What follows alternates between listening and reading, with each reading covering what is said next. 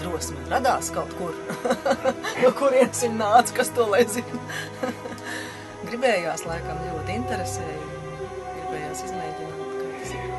Un Raini, tu biji, nu, tik cik skolā vai cik tu daudz zināji? Es zināju pilnīgi, man bija absolūti tā luga zināma, lasīta. Man liekas, ka es biju visas Raina lugas izlasījusi jau. Es vispār daudz lasīju, agri sāku lasīt. Man bija daudz grāmatu mājā. Tā kā man tas nebija tāds kaut kāds svešķērmenis. Bet Rainis tāds garlaicīgs un sarežģīts. Man tolaik nelikās ne garlaicīgs, ne sarežģīts. Tagad? Man tādai lauku meitenei, zini, sēdēju, lasīju. Tagad jau gandrīz grūtāk, zini, kā šajos laikos ir daudz vairāk jāpiedomā, lai Raina varētu skatos kaut kā atveidot vai dieniņu. Mūsdienu publikai tas ir vēl sarežģītāk. Un ir tāda kāda Raina rinda tieši no Baibiņas, kura tev tā atgriežas kaut kādās dzīves situācijās, kāda divrinde, kāda tēze? Es tev labu un tu tāds. Regulāri. Un tev ģirt. Es tev labu un tu tāds. Nē, nu daudz jau tie teksti ir. Jā, ik pa laikam. Tas taču viss bija tik ārprātīgi sen, nu iedomājies, cik gadi.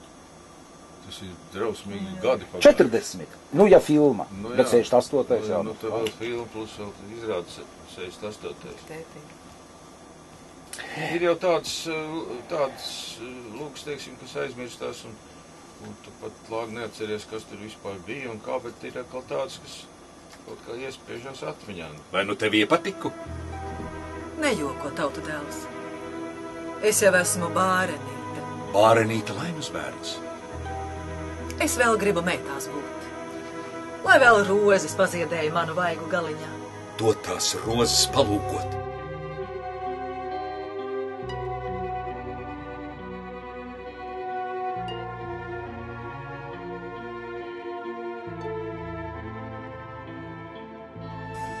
Bet tiešām ir liels prieks par to arī palīdzību Ikšķilas sabiedrībai un par to visu darbu, kas gan ir darīts pie represētajiem, gan invalīdu jautājumos dažādos risinot. Un lai mums turpmāk arī tāds kopīga, tāda laba sadarbība un lai mums viss izdodās. Ja? Un mīļi sveicieni jūsu lielajā dzīves jubilejā, ja? Un mīļi sveicieni no Ikšķilas pašvaldības. Paldies! Paldies! Lūdzu, šīs rodas.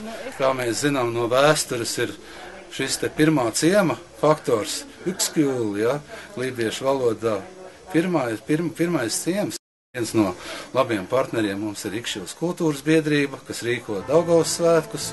Un šie svētki arī parāda tās mūsu vērtības, tās to vietu, kur mēs dzīvojam. Tas ir Daugavas krasts, kur ir, kā iepriekš minēja, ir šīs te bagāta vēsture, ir šī lībiešu ciltis ir apdzīvojuši, un šeit arī saglabājušies ir daudz tradīcijas.